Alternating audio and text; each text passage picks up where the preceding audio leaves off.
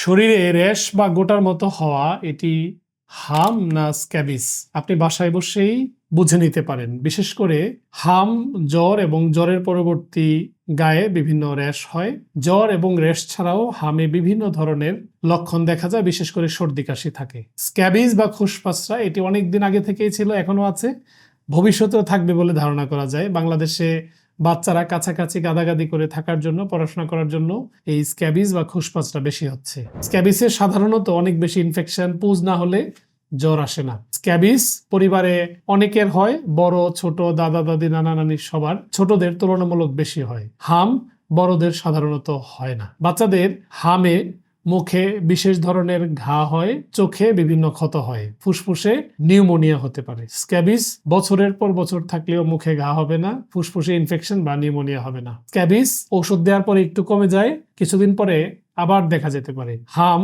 বারবার হয় না। ডাক্তার শফিক, আজকে এ পর্যন্ত। আল্লাহ হাফেজ।